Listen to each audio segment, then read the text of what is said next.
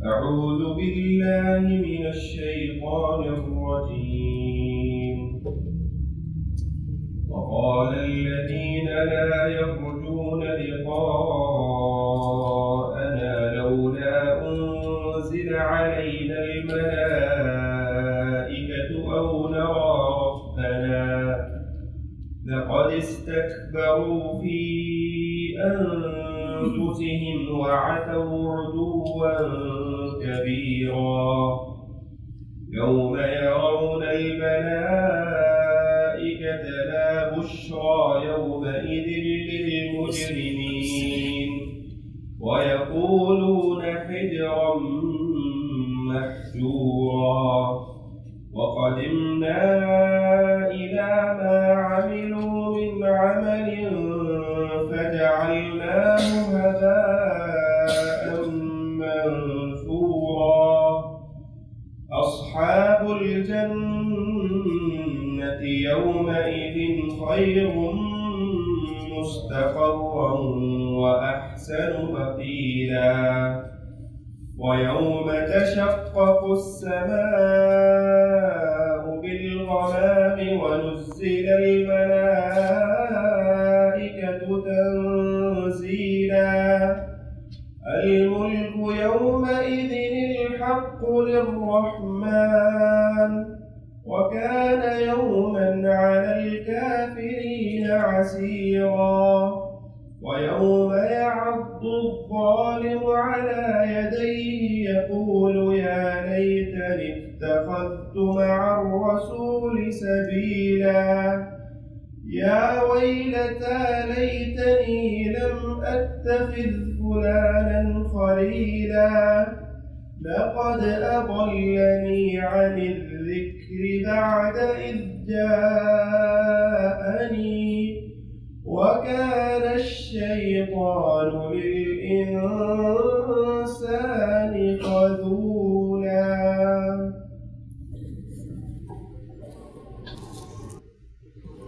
أعوذ بالله من الشيطان الرجيم. بسم الله الرحمن الرحيم. وقال الذين لا يرجون لقاءنا، اور وہ لوگ جو ہماری ملاقات کی امید نہیں رکھتے وہ یہ کہتے ہیں لولا انزل علینا الملائکہ، تو ہمارے اوپر فرشتے نازل کیوں نہیں کیے جاتے. یہ جواب ہے اس بات کا یا اس اعتراض کا جو بلکہ یہ بھی اعتراض ہی ہے. کفار کہتے تھے کہ یہ بشر ہے، کھاتا پیتا ہے، بازاروں میں چلتا پھرتا ہے، یہ کیسا رسول ہے.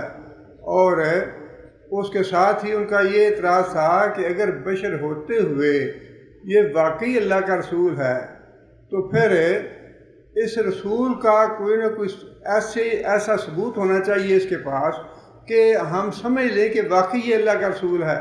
اور اس کے لیے ان کا مطالبہ یہ تھا کہ اگر یہ واقعی بشر اللہ کا رسول ہے تو پھر اللہ تعالیٰ اس کے ساتھ کچھ فرشتے نازل کر دیتا اور وہ فرشتے خود ہم سے آ کے یہ ریکویسٹ کرتے، درخواست کرتے کہ بھائی یہ اللہ کا رسول ہے، اس کو مان لو.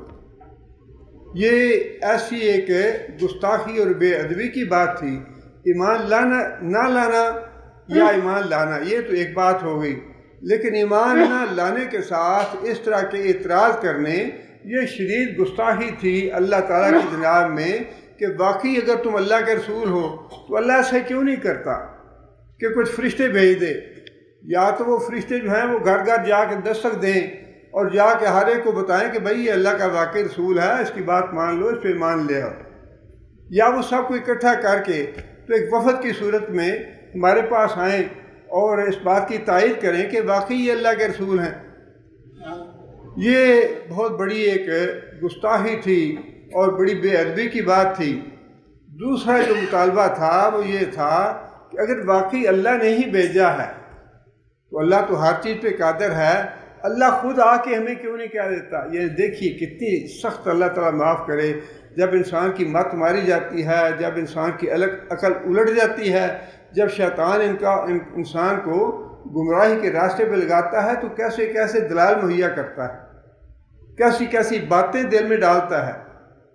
دوسرا مطالبہ یہ تھا اور نرا ربنا، یا پھر اگر فرشتے نہیں آتے تو پھر اللہ ہمارے پاس آپ ہی آ جائے، اللہ خود آ کے کہہ دے۔ کتنی مطلب یہ اللہ تعالیٰ کی ذات میں اللہ کی کبریائی، اللہ کی عظمت اور اللہ تعالیٰ کی بڑائی، اللہ تعالیٰ کی بلند مرتبہ، اور اس کے مقابلے میں انسان کا جو انتہائی حقیر مخلوق ہے، کوئی حیثیت نہیں ہے اس کی۔ اللہ تعالیٰ آسمان بنانے والے، آسمان کے اوپر آسمان، 7 آسمان اللہ نے تخلیق کیے، زمین کا مالک اللہ، کائنات کا مالک اللہ، اللہ تعالیٰ کی جو عظمت و کبریائی ہے بیان نہیں ہو سکتی۔ دیکھیں نا، اب ایک بادشاہ ہے، وہ ایک آرڈر جاری کرتا ہے، اور اگر کوئی آدمی یہ کہے کہ اچھا وہ بادشاہ مجھے خود آئے کیوں نہیں کہہ دیتا، اور پولیس والا تھپڑ مارے گا اسے، کیا بکواس کرتے ہو؟ اور ایک بادشاہ، یہ تو اللہ تعالیٰ کو مثال نہیں دینی چاہیے بادشاہوں کے ساتھ، لیکن اللہ تعالیٰ کی ذات جو ہے وہ تو بڑی عظمت والی ہے، اس کی بادشاہی جو ہے وہ تو عبدالآباد تک ہے۔ یہ تو عارضی بادشاہ ہیں یا عارضی جو عہدے ہیں، لیکن ان کے بارے میں بھی ہم یہ کبھی تصور نہیں کرتے کہ اگر ایک حکم نامہ یا فرمان بادشاہ جاری کر دے تو ہم اس فرمان کو ماننے کے بجائے یہ کہیں کہ اچھا بادشاہ آگے خود ہم سے کیوں نہیں بات کرتا، بادشاہ خود کیوں نہیں آیا کہتا ہمیں کہ بھائی یہ بات میں نے آرڈر جاری کیا ہے۔ اس پہ تو ہم سمجھتے ہیں کہ یہ بڑی بادشاہ کی گستاخی ہے اور بڑی بے ادبی ہے، پولیس والے گرفتار کر لیں گے اسے۔ لیکن اللہ تعالیٰ کی جناب میں ایسی بات کرنا، اللہ فرشتے کیوں نہیں بھیجتا ہمارے پاس اگر واقعی تم اللہ کے رسول ہو، یا پھر اگر واقعی تم اللہ کے رسول ہو تو اللہ خود ہمیں آ کیوں نہیں بتا دیتا؟ یہ کتنی بڑی گستاخی تھی اور کتنا بڑی بے ادبی تھی اللہ تعالیٰ کی جناب میں، اس لیے اللہ تعالیٰ نے بڑی وضاحت کے ساتھ اس کا جواب دیا ہے۔ ایک بات تو اللہ نے یہ ارشاد فرمائی، لَقَدِ اسْتَكْبَرُوا فِي أَنفُسِهِمْ، اپنے دلوں میں کتنا تکبر ہے، یعنی اپنی سرداریوں کا، اپنی چودراہٹ کا، یا اپنے مناصب کا، کہ ہمارے اتنے اتنے اونچے مناصب اور اتنے اونچے اونچے ہمارے مقام اور مرتبے دنیا میں، اور یہ ایک عام سا آدمی ہے، بشر ہے، کھاتا پیتا ہماری طرح چلتا پھرتا، اب یہ دعویٰ کر رہا ہے کہ میری بات مانو، بات نہیں مانو گے تو ہلاک ہو جاؤ گے۔ اب بات تو بڑی ان کو تکلیف دینے سرداروں کو، جو سپر پاور ہیں یا جو بڑے بڑے سردار ہیں، پریزیڈنٹ ہیں یا رؤوس ہیں، امیر ہیں، اور وہ اسلام نہیں لائے ہوئے، ان کو جا کے یہ بات کہیں تو وہ تو یہی کہیں گے نا، 3rd کلاس آدمی ہے یہ مولوی، یہ کیا حیثیت ہے تمہاری، اور کیسی بات تمہاری بات مانے، کیوں مانے تمہاری بات؟ یہ دوسرے ملکوں کی بات یا کافروں کی بات تو دور کی رہی، اپنے ملک میں دیکھ لیں، زنا کے اڈے بنے ہوئے ہیں، لواطت کے اڈے بنے ہوئے ہیں، شراب کے فیکٹریاں بنی ہوئی ہیں، سب کچھ ہے، مولوی کہتے ہیں تو ان کو گولیاں مروا دیتے ہیں، ان کو جیلوں میں ڈال دیتے ہیں۔ تم کون ہوتے ہو ہمیں کہنے والے؟ بالکل وہی باتیں جو قرآن نے بتائی ہیں نا، باتیں بالکل وہی ہیں، آج بھی وہی کچھ ہو رہا ہے، اس سے مختلف نہیں ہے، الفاظ مختلف ہیں، لوگ مختلف ہیں، لیکن معاملہ وہی ہے، باتیں وہی ہیں، اعتراض وہی ہے کہ تم ایک عام سے آدمی ہو کے تو ہمیں سبق سکھاتے ہو، ہمیں بتاتے ہو یہ۔ لَقَدِ اسْتَكْبَرُوا فِي أَنفُسِهِمْ، اپنے دلوں میں یہ بہت بڑے اپنے آپ کو سمجھتے ہیں، بہت بڑی شاہ سمجھتے ہیں اپنے آپ کو، تکبر میں پڑے ہوئے ہیں یہ، وَأَتَوْا عُتُوًّا كَبِيرًا، اور بڑی سرکشی کی باتیں کی ہیں انہوں نے۔ اللہ تعالیٰ کے مقابلے میں ایسی بات کرنی، اللہ کے رسول کے جو معاملات ہیں نا، یہ بہت نازک ہیں۔ قرآن کی آیت کا کوئی حوالہ دے، اللہ کے رسول کی حدیث یا سنت کا کوئی حوالہ دے، انسان اس پہ عمل کرے نہ کرے الگ بات ہے، لیکن زبان کو روک کے رکھے۔ اللہ کی جناب میں یا رسول اللہ صلی اللہ علیہ وسلم کی جناب میں کوئی ایسا تبصرہ کرنا، زبان سے ایسی بات نکالنی، خواہ کتنی چھوٹی کیوں نہ ہو، اس کا استہزاء کرنا یا اس پہ کوئی ایسی منفی بات کرنی، اللہ تعالیٰ محفوظ رکھے ایسی باتوں سے، یہ انتہائی تکبر کی، اسی کو اللہ تعالیٰ نے تکبر کہا ہے، تکبر ہی نہیں سرکشی کہا ہے۔ اللہ کے مقابلے میں سرکشی ہے یہ کہ اللہ کا رسول آیا ہے اور اس کے بارے میں تم خیر کی خود کہتے تھے اس سے بڑا سچا اور اس سے بڑا امانت دار، اس سے بڑا شریف النفس آدمی ہماری ساری بستی میں نہیں ہے، لیکن جب اس نے یہ کہا کہ اچھا ٹھیک ہے تم مجھے سچا کہتے ہو تو میں تمہیں یہ کہتا ہوں کہ میں اللہ کا رسول ہوں، اگر تم نہیں مانو گے تو لشکر آئے گا تمہیں ہلاک کر ڈالے گا۔ نہیں تبت یدا ابی لہب، تمہارے ہاتھ ٹوٹ ہیں، اس بات کے لیے بلایا تھا، یہ بات کہتے ہو میں چچا ہوں تمہارا، تم میرے بھتیجے ہو، تمہاری بات کیسے مانوں؟ یہ تکبر اور اکڑ جو ہے نا، یہ حق بات ماننے میں بہت بڑی رکاوٹ ہے۔ اسی کو اللہ نے فرمایا ہے کہ یہ تکبر میں پڑے ہوئے ہیں، اور دوسری بات یہ ہے کہ بہت بڑی سرکشی ہے یہ ایسا مطالبہ کرنا۔ اور یہ جو ہے نا شرک میں اور سرکشی میں یہی فرق ہے۔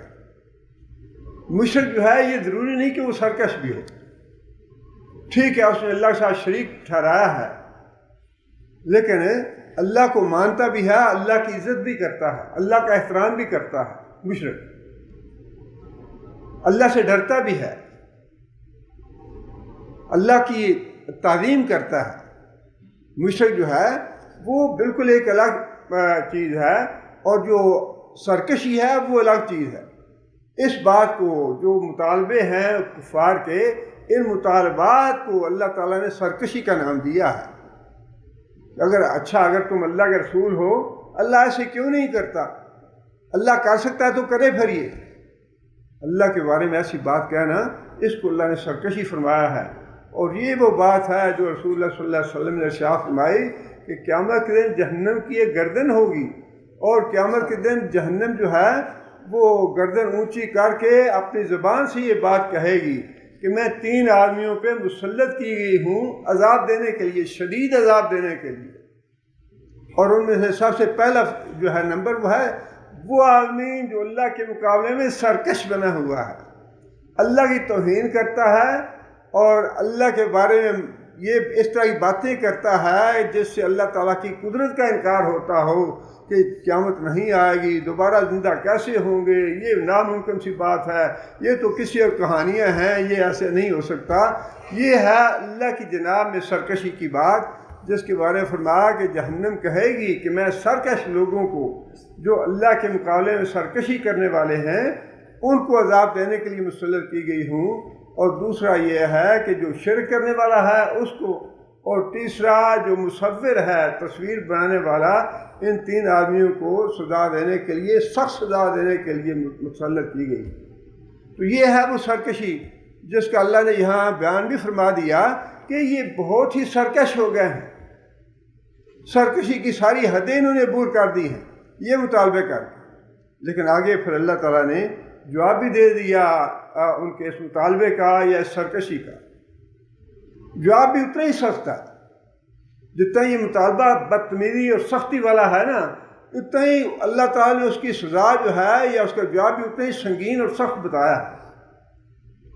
اللہ فرماتے ہیں یوم یرون الملائکۃ لا بشری یومئذ للمجرمین ویقولون حجرا محجورا۔ آج یہ فرشتے دیکھنے کی تمنا کرتے ہیں، آج یہ فرشتے دیکھنے کا مطالبہ کرتے ہیں، فرشتے کیوں نہیں آتے ہمارے پاس؟ فرشتے آ کے ہمیں یہ باتیں کہیں، تمہاری تصدیق کریں، تمہاری تائید کریں ہمارے سامنے آ کے۔ بڑا سخت جواب دیا اللہ تعالیٰ نے۔ اللہ فرماتے ہیں کہ جس دن تم نے فرشتوں کو دیکھ لیا یا جس دن تمہارے پاس فرشتے آ گئے، تم نے پناہ مانگنی ہے اللہ کی، تم نے کہنا ہے کاش فرشتوں کے درمیان ہمارے درمیان بہت زیادہ بڑی آڑ ہوتی، رکاوٹ ہوتی، کاش ہم ان کو نہ دیکھتے۔ تم پناہ مانگو گے، بھاگو گے، لیکن کوئی بھاگنے کی جگہ نہیں ملے گی۔ فرشتے دیکھنے کے جو ہے مراد سے کیا ہے؟ 2 ہیں موقع فرشتوں کو دیکھنے، یا اللہ تعالیٰ جو اب آسمان سے جو فرشتے نازل کرتے ہیں 2 مواقع پہ نازل کرتے ہیں۔ ایک موقع وہ ہے جب اللہ کسی قوم پہ عذاب نازل کرنا چاہتا ہے، جیسا کہ لوط علیہ السلام کی قوم کے لیے اللہ تعالیٰ نے فرشتے نازل فرمائے، اور اللہ فرماتے ہیں کہ فرشتوں نے کہا لوط علیہ السلام کو کہ یہ جو عذاب ہے اب آ رہا ہے تمہارے اوپر، تمہاری قوم پہ، اور تمہاری بیوی بھی اس میں شامل ہوگی۔ اللہ فرماتے ہیں فلما جاء امرنا جعلنا علیہا سافلہا وامطرنا علیہا حجارۃ من سجیل۔ جب ہمارے فرشتے آ گئے ہمارا حکم لے کے، یہ ہے فرشتے دیکھنے والی بات جو اللہ نے فرمائی نا، جواب دیا اللہ نے، بڑا سخت جواب دیا اللہ نے کہ تم فرشتوں کو دیکھنے کی بات کرتے ہو۔ پچھلی قوموں کا جو حال ہے وہ تمہیں معلوم ہے، وہ تمہارے سامنے ہے کہ جب فرشتے آئے ان کے پاس تو کس طرح سے آئے، وہ کیا لے کے آئے۔ وہ فرمایا کہ فرشتے کو حکم دیا گیا، 12 یا 13 بستیاں تھیں لوط علیہ السلام کی قوم کی، 12-13 بستیوں کو فرشتے نے اپنے پر پہ اٹھایا، اکھیڑ کے انہیں، اور اوپر آسمانوں کی طرف لے جا کے نیچے پلٹ دیا، اور اسی کو اللہ تعالیٰ نے یہ فرمایا کہ علیہا سافلہا، اس کا اوپر کا حصہ نیچے کر دیا، نیچے کا حصہ اوپر کر دیا، تباہ و برباد کر دیا ان کو۔ فرمایا کہ فرشتے جب آتے ہیں تو یہ ایسا کرتے ہیں فرشتے، یہ کوئی کھیل اور تماشا نہیں ہے فرشتے، یہ فرشتے آئیں گے تو تمہارا اوپر کا نیچے، نیچے کا اوپر کر دیں گے، تباہ و برباد کر دیں گے، ایک آدمی نہیں بچے گا تمہارا۔ جن فرشتوں کو دیکھنے کا تم مطالبہ کرتے ہو نا، فرشتے آ کے ہمیں کہتے کیوں نہیں؟ اتنی بڑی گستاخی ہے اللہ کی، اتنی بڑی گستاخی ہے۔ فرمایا کہ جس دن تم فرشتوں کو دیکھو گے تم کہو گے کہ یا اللہ ان فرشتوں کے درمیان اور ہمارے درمیان بہت بڑی رکاوٹ پیدا کر دے، ہم نہ دیکھیں ان کو، دور چلے جائیں ہم سے یہ۔ مصومۃ عند ربک وما ہی من الظالمین ببعید۔ اور ایسے پتھر برسائے پھر فرشتوں نے اس قوم پہ، ایک ایک پتھر کے اوپر نام لکھا ہوا تھا کہ یہ پتھر فلاں مجرم کو لگنا ہے، اس پتھر سے فلاں مجرم ہلاک ہوگا، اس پتھر سے فلاں مجرم ہلاک ہوگا۔ اس طرح سے آتے ہیں فرشتے۔ اور اسی طرح اللہ تعالیٰ نے حضرت صالح علیہ السلام کے بارے میں بھی یہ بات ارشاد فرمائی، فلما جاء امرنا نجینا صالحا والذین آمنوا برحمت منا ومن خزي يومئذ ان ربك هو القوي العزيز واخذ الذين ظلموا الصيحة فاصبحوا في ديارهم جاثمين۔ فرمایا کہ ہمارا جب حکم فرشتے لے کے آئے تو فرشتے نے ایک چیخ ماری، اور وہ چیخ ایسی تھی کہ سارے کی ساری قوم تباہ ہو گئی، اپنے گھروں کے اندر ایسے پڑے کے پڑے رہ گیا جیسے کبھی کوئی زندہ نہیں تھی یا کبھی زندگی تھی ہی نہیں ہے۔ یہ ہے ایک موقع جو اللہ نے بتایا کہ جب فرشتے میں بھیجتا ہوں تو میں فرشتے ایسے نہیں بھیجتا، میں پھر فرشتوں کو حکم دیتا ہوں کہ جا کے اس قوم کو تباہ اور ہلاک کرو۔ کیا تم بھی یہی چاہتے ہو کہ فرشتے آئیں ہمارے پاس اس طرح سے؟ اور دوسرا موقع جو ہے وہ اللہ تعالیٰ نے ارشاد فرمایا کہ دوسرا موقع ہے فرشتے آتے ہیں جب انسان کی روح قبض کرنی ہوتی ہے، یا تو فرشتے نازل ہوتے ہیں آسمانوں سے اللہ کا عذاب لے کے۔ اب یہ جو ہم دیکھتے ہیں نا فلاں بڑے ملک میں جنگل میں آگ لگ گئی اور مہینہ ہو گیا آگ بجھ نہیں رہی، یہ کون ہے، کون کرتا ہے؟ یہ وہی فرشتے ہیں جن کا مذاق اڑاتے ہیں۔ کہاں ہیں فرشتے؟ یہ وہی فرشتے جب اللہ نازل کرتا ہے تو پھر وہی بات ہے کہ ہیرم محجورہ، کاش ان فرشتوں کے درمیان ہمارے درمیان بہت بڑی رکاوٹ ہوتی، ہم ان فرشتوں کو نہ دیکھتے۔ پہلے مطالبہ کرتے تھے کہ فرشتے آئیں ہمارے پاس، آ کے کہیں کہ یہ اللہ کا رسول ہے، اس کی تصدیق کرو۔ اور فرمایا کہ دوسرا موقع فرشتوں کے نازل ہونے کا وہ ہے جب فرشتے نازل ہوتے ہیں لوگوں کی روح قبض کرنے کے لیے، اور اس کے بارے میں بھی اللہ تعالیٰ نے قرآن مجید میں یہ بات ارشاد فرمائی وَلَوْ تَرَىٰ إِذِ الظَّالِمُونَ فِي غَمَرَاتِ الْمَوْتِ، کاش تم تصور کرو اس موقع کا جب فرشتے نازل ہوتے ہیں، دنیا میں آتے ہیں روح قبض کرنے کے لیے کافروں کی اور مشرکوں کی، اور موت کی غشی طاری ہو جاتی ہے ان پہ۔ وَالْمَلَائِکَةُ بَاسِطُو أَیْدِیہِم، فرشتے پاس بیٹھے ہوتے ہیں اور وہ اپنے ہاتھ آگے بڑھاتے ہیں کہ بدبختو لاؤ نکالو روح اپنی۔ یہ ہے فرشتہ جس کی تم تمنا کر رہے ہو، ہمارے پاس فرشتے کیوں نہیں آتے، فرشتے کیوں نہیں بھیجتا اللہ؟ نہ کہ یہ بڑی گستاخی کی بات ہے، جس دن فرشتے آئیں گے اس دن تم پناہ مانگو گے فرشتوں سے، بھاگو گے فرشتوں سے، فرشتے بھاگنے نہیں دیں گے۔ وَالْمَلَائِکَةُ بَاسِطُو أَیْدِیہِم، اور فرشتے اپنے ہاتھ آگے بڑھائیں گے، نکالو یہ اخرجوا انفسکم، اپنی روح ہمارے حوالے کرو۔ قرآن ہے یہ، قرآن کے الفاظ ہیں یہ، اخرجوا انفسکم۔ دوسری جگہ پہ یہ بھی ہے کہ آ کے تھپڑ مارتے ہیں کافروں اور مشرکوں کے چہروں پہ۔ یہ دنیا کی باتیں جو ہمیں نظر آتی ہے نا کہ 30 توپوں کی سلامی ہے بادشاہ سلامت کو یا پریزیڈنٹ صاحب کو یا پرائم منسٹر صاحب کو،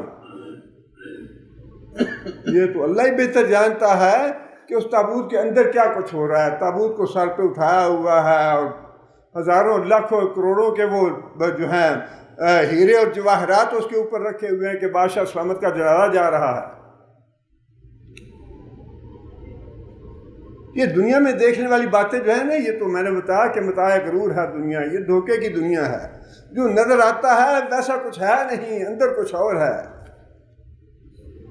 فرشتے کیا سلوک کر رہے ہیں وہ تو اللہ نے بتا دیا کہ فرشتے جب آتے ہیں موت کا روح قبض کرنے کے لیے تو کافر اور مشرکوں کے منہ پہ تھپڑ مارتے ہیں اور انہیں ڈانٹتے ہیں کہ اخرجوا انفسکم، نکالو اپنی روح، جان ہمارے حوالے کرو۔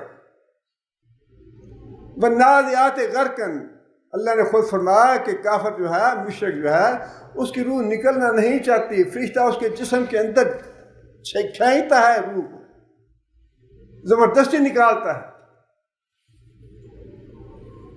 اور نبی صلی اللہ علیہ وسلم نے مثال بھی دی کہ جس طرح کانٹے دار کوئی لکڑی ہو اور اس کے اوپر گیلی روئی لپیٹی ہو، کانٹے دار لکڑی ہو اور اس کے اوپر گیلی روئی لپیٹی ہو، اس گیلی روئی سے آپ اس کانٹے دار چھڑی کو نکالنا چاہتے ہیں، جس طرح اس روئی سے وہ کانٹے دار چھڑی آپ نکالتے ہیں نا سختی کے ساتھ، نکلتی نہیں وہ۔ اسی طرح فرشتے جو ہیں کافر کی روح جو ہے وہ اس کے جسم سے کھینچ کے نکالتے ہیں، روح نکلنا نہیں چاہتی۔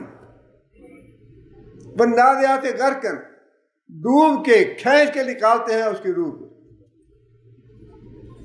فرمایا کہ یہ ہے ہمارے فرشتوں کے نازل ہونے کے موقع۔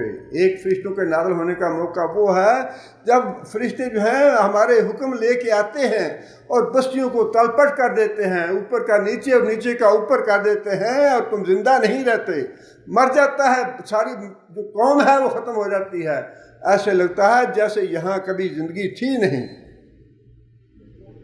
اور دوسرا یہ موقع ہے فرشتوں کے نازل ہونے کا، فرشتوں کے نازل ہونے کا، فرشتوں کا مطالبہ کرنا یا فرشتوں کو دیکھنا یہ کھیل نہیں ہے، یہ تماشا نہیں ہے، یہ تمہاری سرکشی ہے جو مطالبہ کرتے ہو تم کہ فرشتے کیوں نہیں آتے ہمارے پاس، فرشتے آ کے تمہاری تائید کیوں نہیں کرتے۔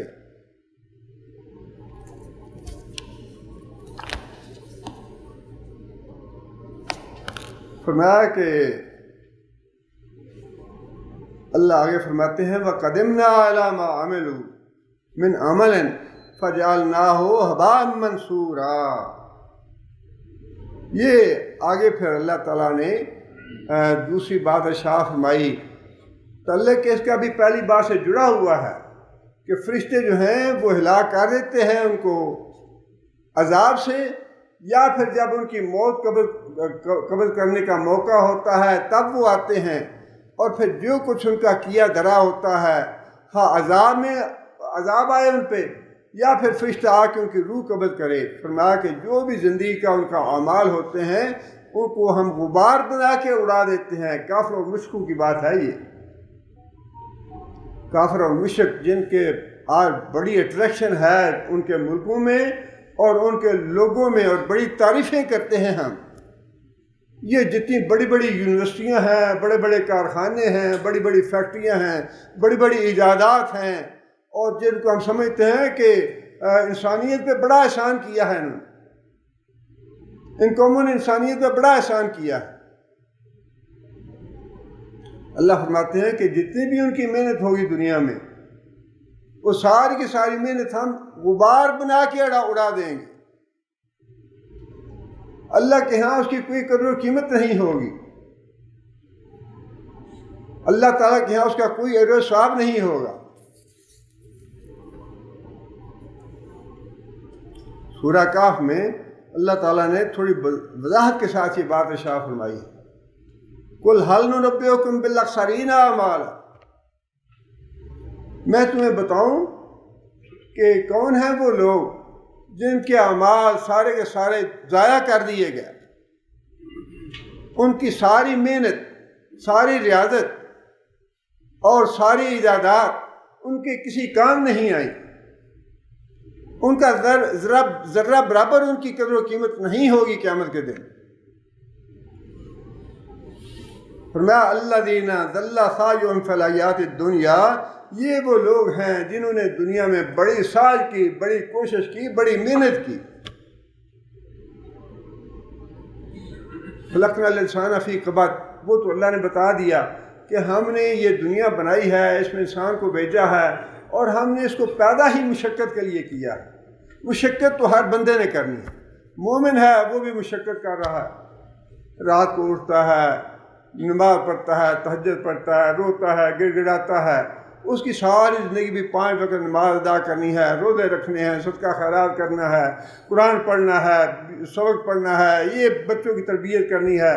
محنت اور مشقت کے بغیر کچھ نہیں ہے۔ نوکری کرنی ہے، پھر ملازمت کرنی ہے، کاروبار کرنا ہے، کرنا کچھ نہ کچھ ضرور ہے، ہر بندے نے کرنا ہے، مومن نے بھی کرنا ہے، کافر نے بھی کرنا ہے۔ فرمایا کہ یہ میں نے پیدا ہی انسان کو کیا فی القبد، مشقت کے لیے پیدا کیا ہے۔ لیکن کچھ لوگ ایسے ہیں جن کی مشقت کی قدر و قیمت ہوگی قیامت کے دن، اور کچھ لوگ ایسے ہیں جن کی مشقت بالکل ضائع کر دی جائے گی۔ فرمایا کہ یہ وہ لوگ ہیں جن کے اعمال جو ہیں وہ گھاٹے والے ہیں، انہوں نے دنیا میں بڑی محنت کی، وَهُمْ يَحْسَبُونَ أَنَّهُمْ يُحْسِنُونَ صُنْعًا، کتنا بڑا دھوکہ ہے، بہت بڑا دھوکہ ہے۔ ہاں جی، میری ساری جو مر جاؤں تو میرا جگر بھی دے دینا، میرا سارا باڈی جو ہے آنکھیں فلاں کو دے دینا، دل فلاں کو دے دینا، ٹانگیں فلاں کو دے دینا، ہاتھ فلاں کو دے۔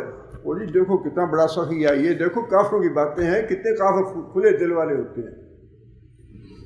میں مر جاؤں تو میری ساری جائیداد جو ہے وہ ہسپتالوں پہ اور تعلیمی اداروں پہ اور ورفائی کاموں پہ خرچ کر دینا۔ دیکھو دیکھو کتنے کافر اچھے ہیں، کتنا خیال ہے انسانیت کا۔ ہم یہ بالکل محسوس نہیں کرتے کہ ان اعمال کی بنیاد کیا ہے۔ جن اعمال کی بنیاد جو ہے وہ کلمہ توحید نہیں، لا الہ الا اللہ کا اعتراف نہیں، وہ جتنی بھی محنت ہوگی، جتنی بھی وہ ریاضت ہوگی، جتنی بھی مشقت ہوگی، وہ اللہ کے نزدیک ساری کی ساری صفر ہے۔ اللہ کے ہاں اس کے لیے کچھ بھی نہیں ہے۔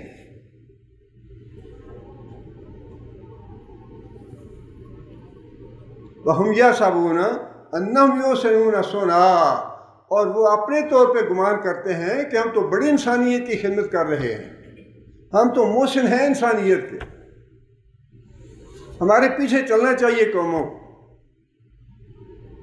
اولئک الذین کفروا بآیات ربہم ولقائہ، جرم ان کا یہ ہے کہ انہوں نے ہماری آیتوں کا انکار کیا، ہمارے رسول کا انکار کیا، اور اللہ سے ملاقات کا انکار کیا، آخرت کا انکار کیا، یہ جرم ہے ان کا۔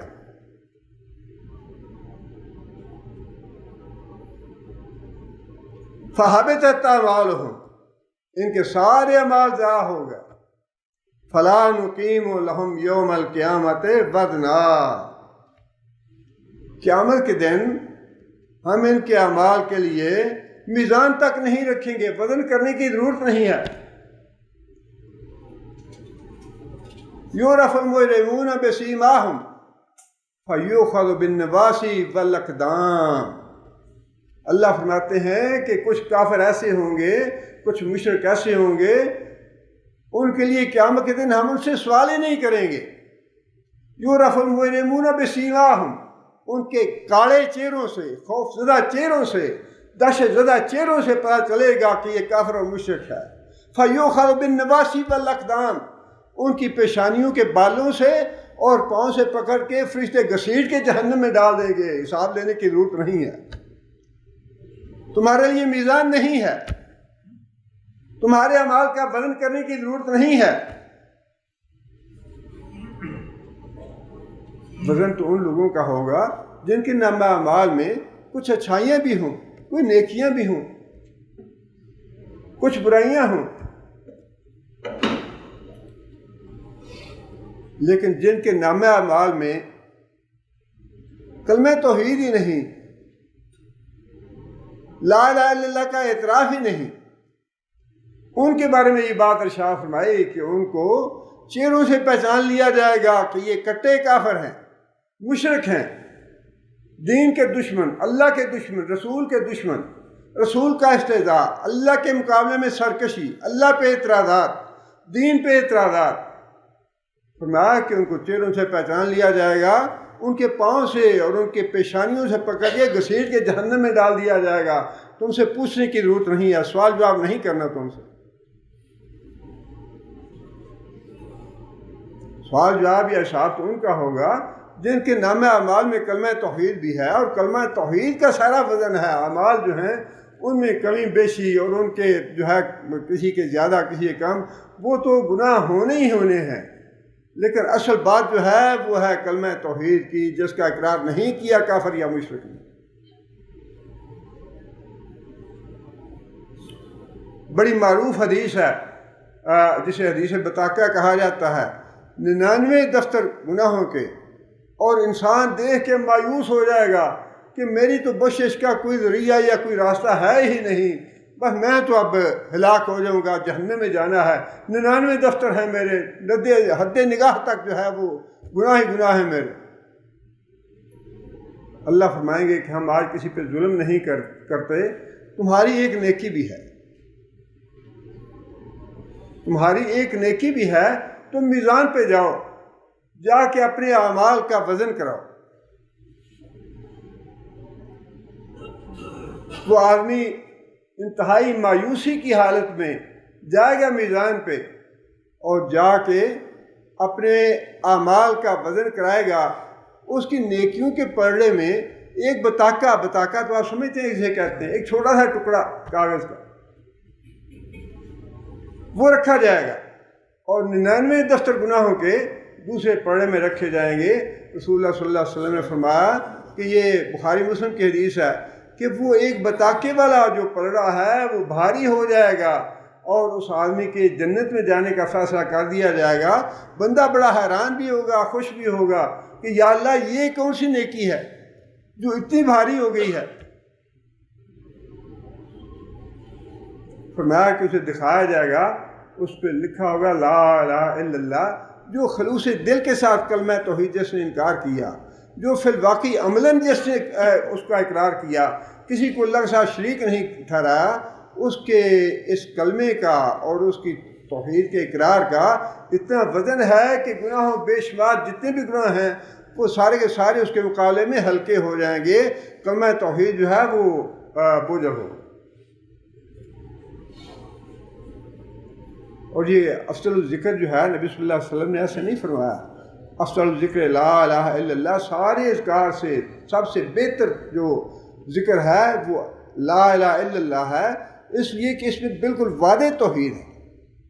سبحان اللہ میں بھی توحید ہے، الحمدللہ میں بھی توحید ہے، لا حول ولا قوت الا باللہ میں بھی توحید ہے، لیکن ان کی توحید وضاحت کرنی پڑتی ہے۔ سبحان اللہ میں توحید کیسے ہے، الحمدللہ میں توحید کیسے ہے، وضاحت کرنی پڑتی ہے۔ لا الہ الا اللہ میں وضاحت نہیں کرنی پڑتی، یہ کھلا کھلا خود وضاحت کر رہا ہے۔ کہ اللہ کے علاوہ کوئی الہ نہیں۔ نوح علیہ السلام نے اپنے بیٹے کو نصیحت فرمائی تھی کہ بیٹا اللہ کے ساتھ شرک نہ کرنا، اور یہ جان رکھو کہ لا الہ الا اللہ کلمہ جو ہے اس کی عظمت اور کبریائی اور فضیلت کتنی ہے۔ حضرت نوح علیہ السلام نے فرمایا کہ اگر یہ سارے آسمان اور ساری زمین پتھر بن جائیں، آپ انداز لگائیے کہ ایک آسمان کتنا بڑا، یہ زمین کتنی بڑی ہے، اور پھر 7 آسمان، 7 آسمان اور یہ زمین پتھر بن جائے تو لا الہ الا اللہ کا کلمہ اس کو ریزہ ریزہ کر سکتا ہے۔ لا الہ الا اللہ کا کلمہ 7 آسمانوں اور زمین کے پتھر کو ریزہ ریزہ کر سکتا ہے، اتنی طاقت اور اتنی قوت ہے اس میں۔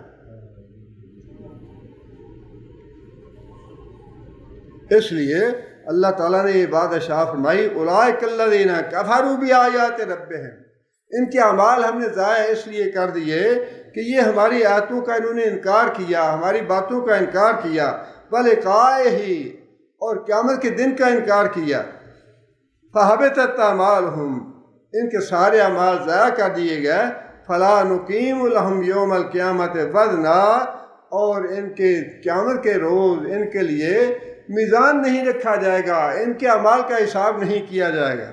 ذالک جزاؤہم جہنم بما کفروا واتخذوا آیاتی ورسولی ہزوا، یہ ہے فرد جرم۔ کفر بھی ایک فرد جرم ہے، لیکن دوسری جو فرد جرم ہے وہ بھی اس سے کم نہیں، اور وہ فرد جرم یہ ہے واتخذوا آیاتی ورسولی ہزوا، میری آیتوں کا مذاق اڑایا، میرے رسولوں کا مذاق اڑایا۔ یہ رسولوں کا مذاق ہے۔ اگر تم واقعی رسول ہو تو فرشتے کیوں نہیں آتے تمہارے ساتھ جو تمہاری تائید کریں یا تمہارا پیغام بتائیں ہمیں؟ رب خود کیوں نہیں آ جاتا تمہارے پاس؟ اللہ کی توہین ہے، نبی صلی اللہ علیہ وسلم کی بھی توہین ہے، اور اسی طرح اللہ اور اللہ کے رسول کے احکام جو ہیں نا ان کے بارے میں بھی بڑے محتاط رہیں۔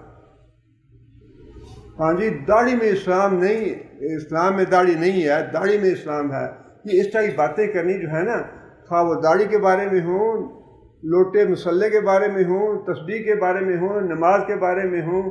ہاں جی، یہ روزے تو اس زمانے میں اس لیے فرض تھے کہ وہ بیچارے بھوکے غریب تھے، ان کو کھانے پینے کے لیے ملتا نہیں تھا، لہٰذا ان کے لیے روزے فرض کر دیے گیا، یہ سب کے لیے فرض نہیں ہے۔ یہ ساری باتیں جو ہیں نا اور حدود جو ہیں، یہ تو بڑے ظالمانہ نظام ہے، بڑا ظالمانہ سزائیں ہیں، یہ تو بڑا ظلم ہے۔ ہاتھ کاٹ دیے جائیں چور پہ، اور عورتوں کو اندر بٹھا دیا جائے، 50% آبادی جو ہے اس کو بیکار کر دیا جائے، یہ ساری باتیں تو قیامت کے دن انشاءاللہ پتہ چلے گا جنہوں نے کہی ہیں یہ، اور وہ ایک ایک لفظ جو ہے نا وہ لکھا ہوا ہے انشاءاللہ اللہ کے، جس نے جو زبان سے نکالی ہیں باتیں وہ ساری کی ساری لکھی ہوئی ہیں۔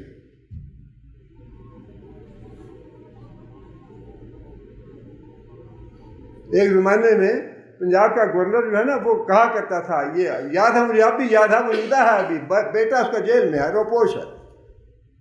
وہ کہتا تھا کہ ہم نے اپنی نسلوں کو لوٹا اور مسلح نہیں پکڑانا، لوٹا مسلح ہم نے نہیں دینا ان کو، ہم نے ان کو سائنس پڑھانی ہے، ٹیکنالوجی پڑھانی ہے۔ یہ ساری باتیں لکھی ہوئی ہیں۔ یہ جو استہزاء ہے نا اللہ کا اور اللہ کے رسول کا، اللہ کے رسول کی باتوں کا اور اللہ کی باتوں کا استہزاء، یہ سارے کا سارا قیامت کے سامنے آ جائے۔ حدیث کے بارے میں، قرآن کی آیت کے بارے میں جب بات ہو تو انسان کو خاموش ہو جانا چاہیے، اس کے بارے میں انسان کو کوئی کمنٹس نہیں کرنے چاہیے۔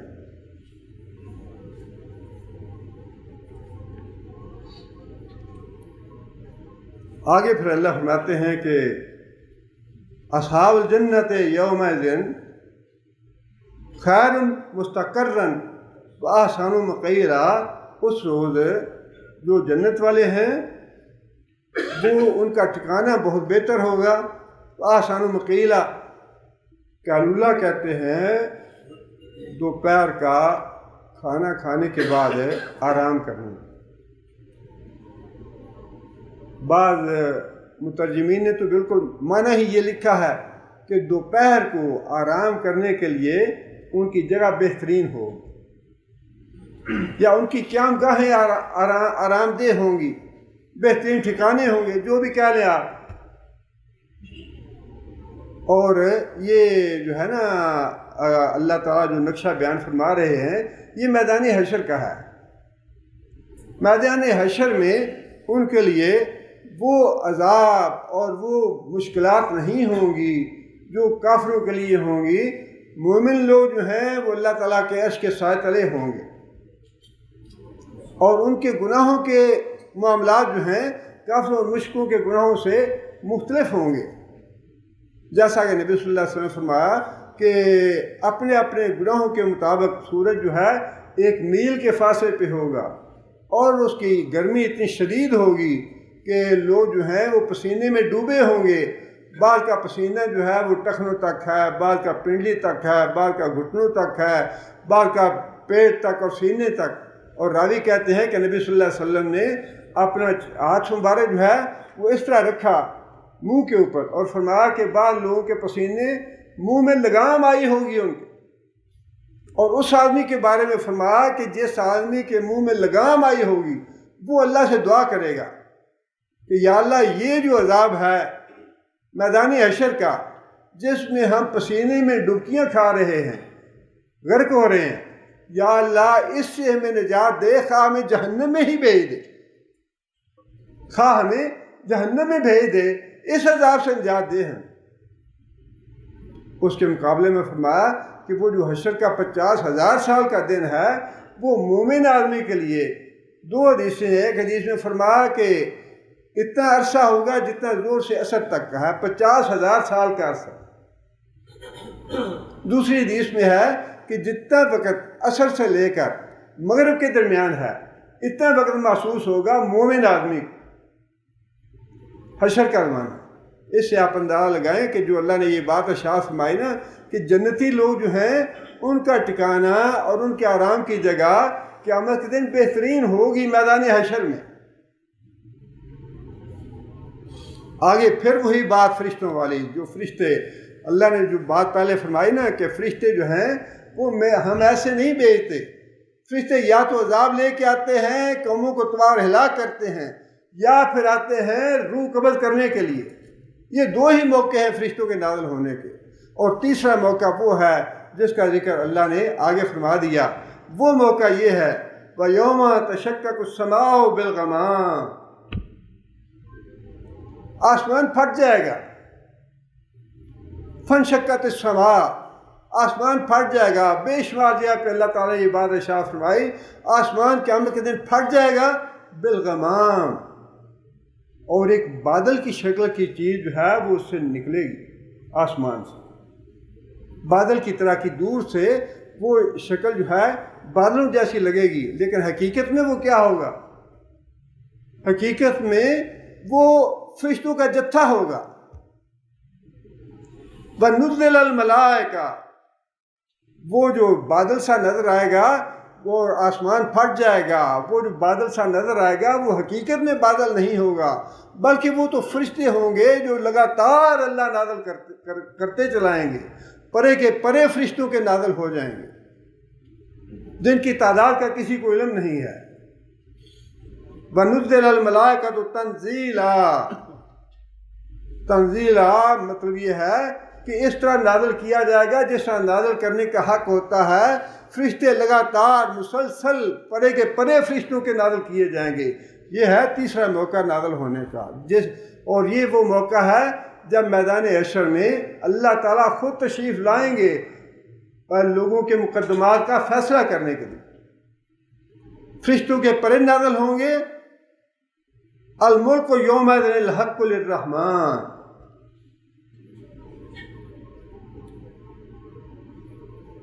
اس روز بادشاہی جو ہے حقیقی بادشاہی وہ ہوگی اللہ رحمان کی، بادشاہت قائم ہوگی، باقاعدہ عدالت لگے گی، فرشتے موجود ہوں گے، اللہ تعالیٰ فرشتوں کی معیت میں تشریف لائیں گے، اور عدالت قائم ہوگی۔ الملک یومئذ للرحمن، یومئذ الحق للرحمن، حقیقی بادشاہی اس روز اللہ تعالیٰ کی ہوگی۔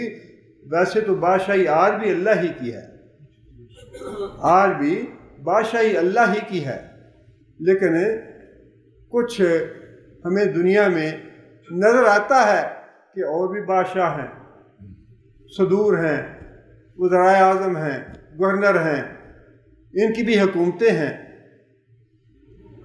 لیکن نبی صلی اللہ علیہ وسلم نے یہ بات ارشاد فرمائی قیامت کے دن کہ جب پہلا سور پھونکا جائے گا اور ساری مخلوق ہلاک ہو جائے گی، اس وقت اللہ تعالیٰ یہ بات ارشاد فرمائیں گے، انا الملک این الجبارون این المتکبرون این القہارون، میں ہوں بادشاہ، اور دنیا میں جو متکبر بنے ہوئے تھے اور جو قہار بنے ہوئے تھے اور جو جبار بنے ہوئے تھے، جنہوں نے ظلم کیے لوگوں پہ، مخلوق پہ ظلم کیا، اسلام کا راستہ روکا، اسلام کا استہزاء کیا، اللہ کے قرآن کا استہزاء کیا، اس دن قیامت کے دن اللہ تعالیٰ پوچھیں گے۔ اور حضرت ابو ہریرہ کہتے ہیں کہ مجھے یہ پتہ نہیں ہے کہ اس کے بعد کتنا عرصہ جو ہے وہ گزرے گا، شاید 40 سال کا یا پتہ نہیں کتنا عرصہ گزرے گا۔ اس کے بعد پھر اللہ تعالیٰ 3 بار یہ بات ارشاد فرمائیں گے کہ آج کے روز بادشاہی جو ہے وہ صرف میری ہے، دنیا کے سارے بادشاہ جو ہیں وہ حاضر ہو جائیں، اپنا حساب دیں آ کے، اور اس دن اللہ تعالیٰ کی بادشاہی ہوگی، اللہ کی جناب میں ہر ایک کو اپنے اپنے اعمال کی جواب دہی کرنی ہوگی۔ وَكَانَ يَوْمًا عَلَى الْكَافِرِينَ عَسِيرًا، کافروں کے لیے بڑا ہی مشکل دن ہوگا۔ اب یہ ہے تیسرا موقع فرشتوں کے نازل ہونے کا۔ یہ جواب دیا اللہ تعالیٰ نے ان کے اس اعتراض کا کہ فرشتے آتے کیوں نہیں ہیں دنیا میں، فرشتے آ کے ہمیں نبی صلی اللہ علیہ وسلم کے بارے میں یہ بتاتے کیوں نہیں ہیں کہ یہ اللہ کا رسول ہے، اس پہ ایمان لے آؤ۔ یہ استہزاء تھا اللہ کا، اللہ کے رسول کا، اللہ کے مقابلے میں سرکشی کا۔ اس کا جواب اللہ نے دیا کہ جس روز فرشتے آئیں گے وہ تمہارے لیے کوئی خوشی کا دن نہیں ہوگا، بڑی مصیبت کا اور بڑے عذاب کا دن ہوگا۔ یا تو فرشتوں کو میں بھیجتا ہوں عذاب کے لیے، قوموں اور بستیوں کو ہلاک کرنے کے لیے، یا پھر لوگوں کی روح قبض کرنے کے لیے، یا پھر تیسرا موقع وہ ہوگا جس کا ذکر اب کیا جا رہا ہے، آسمان پھٹ جائے گا۔ یہ کتنے مضبوط آسمان ہیں، صدیوں سے، ارب سال سے، پتہ نہیں اللہ بہتر جانتے ہیں کب سے ہیں، نہ ویر ٹیر ہوتی ہے، نہ گرتے ہیں، نہ ٹوٹتے ہیں، نہ شگاف پڑتا ہے، کچھ نہیں ہوتا، اور اوپر نیچے 7 آسمان ہیں، اللہ کے حکم سے پھٹیں گے، اللہ حکم دیں گے تو پھٹ جائیں گے یہ، اور اس پھٹے ہوئے آسمان سے پھر فرشتے بھی نازل ہوں گے اور اللہ تعالیٰ کی عدالت قائم ہوگی۔ اور فرمایا کہ وہ دن جو ہے نا فرشتوں کے نازل ہونے کا، وہ دن فرشتوں کے لیے کوئی خوشی کا دن نہیں ہوگا، بڑا مشکل اور بڑا کٹھن دن ہوگا کافروں کے لیے۔ وَيَوْمَ يَعُضُّ الظَّالِمُ عَلَىٰ يَدَيْهِ يَقُولُ يَا لَيْتَنِي اتَّخَذْتُ مَعَ الرَّسُولِ سَبِيلًا، اس روز کافر اور مشرک جو ہے اپنے ہاتھوں کو کاٹے گا، چبائے گا اپنے ہاتھوں کو، اور کہے گا یا لیتنی اتخذت مع الرسول سبیلا، ہائے افسوس میں نے رسول کی بات مان لی ہو، رسول نے جو بات کہی تھی میں اس کو قبول کر لیتا۔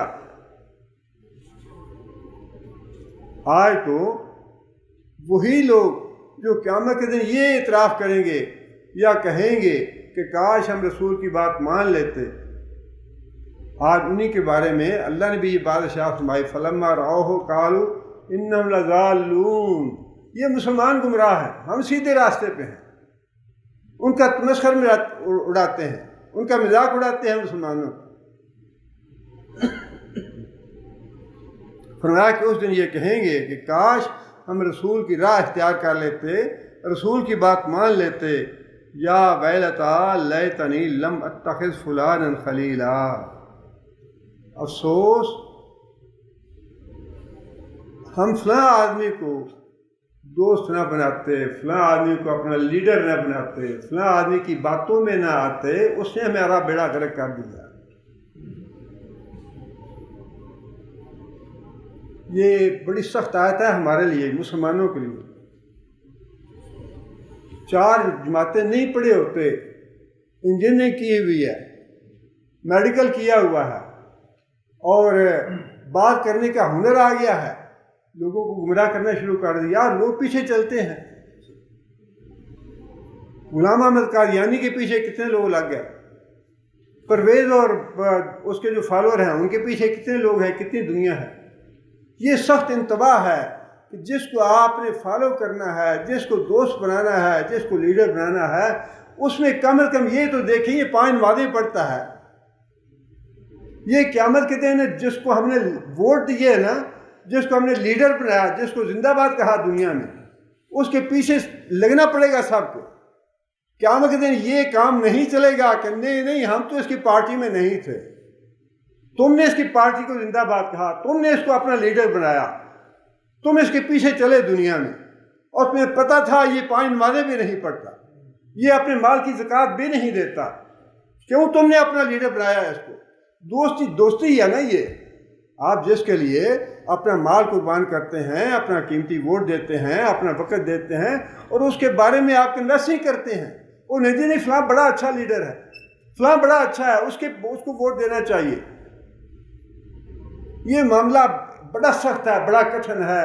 دوست بنانا ہے تو اللہ کے رسول کو بنائے، اس کے بعد کسی کو دوست نہ بنائے. کوئی دوست نہیں ہے، کوئی کام نہیں آئے گا. کام آنے والی چیزیں صرف 2 ہیں. اللہ کی ذات تو ہے ہی ہے، لیکن اس کے بعد 2 چیزیں ہیں جو انسان کے کام آنے والی ہیں. ایک اللہ کے رسول کے ساتھ تعلق کتنا ہے بندے کا، اور دوسرا اللہ کی اس کتاب کے ساتھ کتنا تعلق ہے بندے کا، نبی صلی اللہ علیہ وسلم کے ساتھ تعلق اور اس قرآن کے ساتھ تعلق. یہ 2 چیزیں انسان کے قبر میں بھی جائیں گی، حشر میں بھی اس کے ساتھ ہوں گی. باقی نہ بیوی جائے گی، نہ بچے جائیں گے، نہ بابا جائے گا، نہ ماما جائے گی، نہ بھتیجے جائیں گے، نہ لیڈر جائے گا، نہ فلاں جائے گا، نہ فلاں جائے گا. یہ جتنے ہیں سب نے اپنی اپنی قبروں میں جا کے حساب دینا. اگر اپنی آخرت سنوارنی ہے تو 2 چیزیں ہیں، ان سے محبت کریں، ان کو فالو کریں، ان کے ساتھ جڑے رہیں مستقل طور پر. اللہ کا رسول اور اللہ کا قرآن. باقی سب دھوکہ ہے، سب دھوکہ ہے. بڑی کوفت ہے، بڑی تکلیف ہے جو لیڈروں کے پیچھے چلنے والے ہیں. لیڈروں کی بات تو اللہ نپٹ لے گا ان سے، لیڈروں کی بات نہیں ہے، لیڈروں کے پیچھے چلنے والوں سے تکلیف ہے.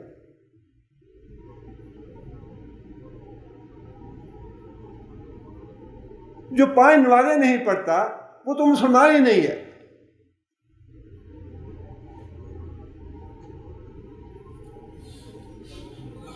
اللہ کے رسول نے کتنی دفعہ انتباہ کیا، کتنی دفعہ یہ تنبیہ کی، دوست دیکھ کے بنانا، دوست دیکھ کے بنانا. انسان اپنے دوست کے دین پہ ہوتا ہے. جس دین پہ دوست ہوگا اسی دین پہ انسان اس کے پیچھے چلتا ہے، اس کے ساتھ چلتا ہے. اور بڑی اچھی مثال بھی دی کہ اگر جا کے تم عطار کے پاس بیٹھو گے، عطار سے خوشبو نہ لوگے تو کم از کم خوشبو تو حاصل کرو گے، نہ خریدو اسے عطر تم. یہ اچھے دوست کی مثال ہے. اور برے دوست کی مثال فرمائی کہ لوہار کی بھٹی ہے، اگر آگ نہ بھی لگے گی دھواں تو پہنچے گا. دوست دیکھ کے بناؤ. باپ چھوڑنا پڑتا ہے چھوڑ دو، بچہ چھوڑنا پڑتا ہے چھوڑ دو. اگر اسلام پہ نہیں ہے، دین کی محبت نہیں ہے، دین پہ چلنے والے نہیں ہیں. صحابہ کرام کا یہی تو کمال تھا. آج ہماری بڑی مجبوریاں بن گئی ہیں، بہت مجبور. جی بڑی مجبوری ہے، معاشرے میں رہنا ہے، گزارا نہیں ہے جی. کام نہیں ہوتے جب تک ان کو ووٹ نہ دیں، کام نہیں ہوتے. ہم نے بھی تو اپنے اللہ کا شکر ہے، اللہ کا فضل اور اللہ کا ہم شکر ادا کرتے ہیں. 78 سال کی زندگی گزر گئی ہے، آج تک اللہ تعالیٰ نے کوئی ایسی مجبوری ڈالی نہیں. وہ ایک ایم این اے صاحب تھے، جدی پشتی ایم این اے صاحب تھے. ہمارے علاقے سے، والد صاحب کے پاس آئے، اچھا جی آپ مجھے ووٹ بھی دیں اور آپ لوگوں کو بھی کہیں، خطبے میں بھی کہیں جمعے کے دن لوگوں کو میری فیور کے لیے۔ والد صاحب نے کہا کہ ایک بات کا وعدہ کرو مجھ سے، اگر وعدہ کرتے ہو میں خود بھی تمہیں ووٹ دوں گا، لوگوں کو بھی کہوں گا۔ اب بتائیں، والد صاحب نے کہا کہ 5 نمازیں پڑھا کرو۔ کہنے لگا جی مولوی صاحب جڑا کام کرنا نہیں وہ وعدہ کیوں لیندے ہو؟ یہ ہیں ہمارے ایم این اے، اور جدی پشتی ایم این اے ہے، باپ بھی ایم این اے تھا، خود بھی ایم این اے تھا، اب اس کا آگے بیٹا ایم این اے ہے۔ اور جو لوگ ووٹ دیتے ہیں نا ایسے لوگوں کو، قیامت دن کی لائن کے پیچھے ہوں گے اور جواب دیں گے یہ کہ اس کو دوست کیوں بنایا تھا تم نے، کیوں ووٹ دیا اس کو۔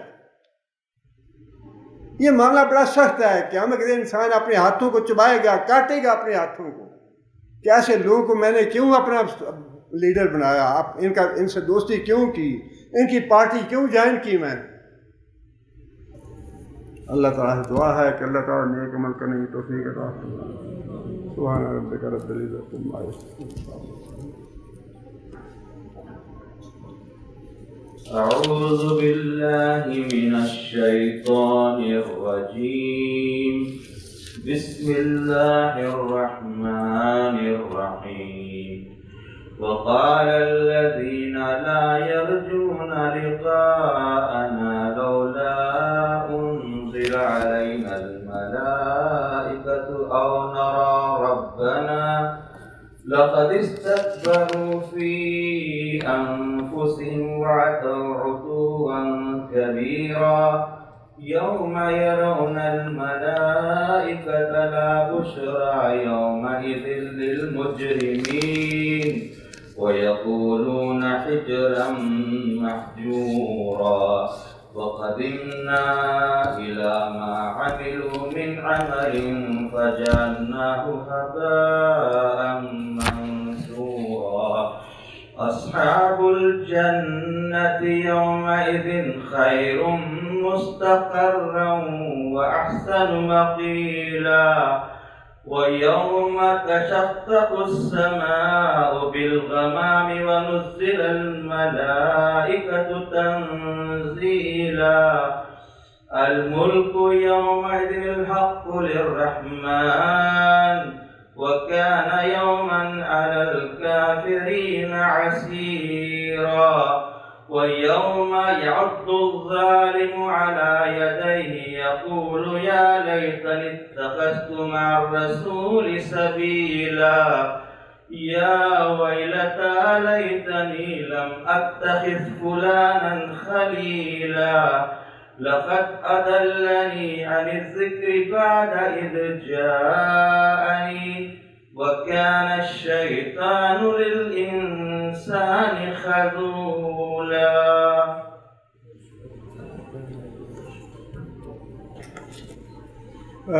پچھلے درس میں ایک بھائی نے میسج کیا تھا کہ حج کا طریقہ مختصر بتا دیں۔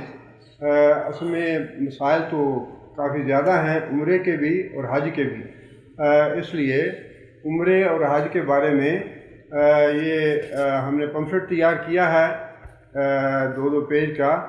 جو حضرات عمرہ اور حج کرنے والے ہیں یا ان کو ضرورت ہے مسائل سمجھنے کی، وہ یہاں سے یہ لے لیں پمفلٹ وغیرہ۔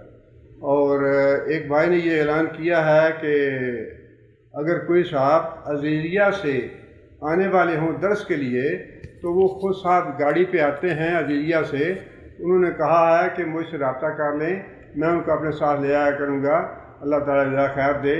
اور تیسری بات یہ ہے کہ پچھلے درس پہ بھی ہم نے الحمدللہ نئی کتاب تقسیم کی تھی، اگر وہ کتاب ہم دوبارہ لائے ہیں، اگر کسی صاحب کو نہ ملی ہو یا پچھلے درس میں نہ ہو وہ بھی لے لیں، اور اگر آپ اپنے کسی بھائی تک پہنچا سکتے ہوں تو وہ بھی لے سکتے ہیں۔ یہ کتابیں جو ہیں بڑی اہم ہیں، پہنچائیں دوسرے ساتھیوں تک یا لوگوں تک۔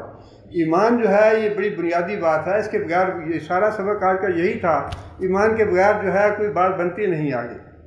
اللہ تعالیٰ توفیق عطا فرمائے۔ بسم اللہ الرحمن الرحیم، الحمدللہ رب العالمین، الرحمن الرحیم، مالک یوم الدین۔ ہاں ایک جمعہ جو ہے وہ انشاءاللہ ناغہ ہوگا، اور اس کے بعد اگلا جمعہ جو ہے وہ 7 جولائی کو آئے گا۔ 7 جولائی کو انشاءاللہ درس ہوگا ایک ناغے کے بعد۔ بسم اللہ الرحمن الرحیم، الحمدللہ رب العالمین، الرحمن الرحیم، مالک یوم الدین، ایاک نعبد و ایاک نستعین، اہدنا الصراط المستقیم، صراط الذین انعمت علیہم غیر المغضوب علیہم ولا الضالین۔ اللہم صلی علی محمد وعلی آل محمد کما صلیت علی ابراہیم وعلی آل ابراہیم انک حمید مجید۔ اللہم بارک علی محمد وعلی آل محمد کما بارکت علی ابراہیم وعلی آل ابراہیم انک حمید مجید۔ ربنا ظلمنا انفسنا ان لم تغفر لنا وترحمنا لنكونن من الخاسرين۔ ربنا آتنا في الدنيا حسنة وفي الآخرة حسنة وقنا عذاب النار۔ ربنا هب لنا من أزواجنا وذرياتنا قرة أعين واجعلنا للمتقين إماما۔ ربنا اصرف عنا عذاب جهنم إن عذابها كان غراما إنها ساءت مستقرا ومقاما۔ اللهم أعز الإسلام والمسلمين، اللهم أعز الإسلام والمسلمين، اللهم أذل الشرك والمشركين، اللهم دمر أعداء الدين، اللهم نبر قلوبنا بنور الإيمان، اللهم ثبتنا على الإسلام، اللهم اغفر لجميع المؤمنين والمؤمنات الأحياء منهم والأموات۔ ربنا تقبل منا إنك أنت السميع العليم وتب علينا إنك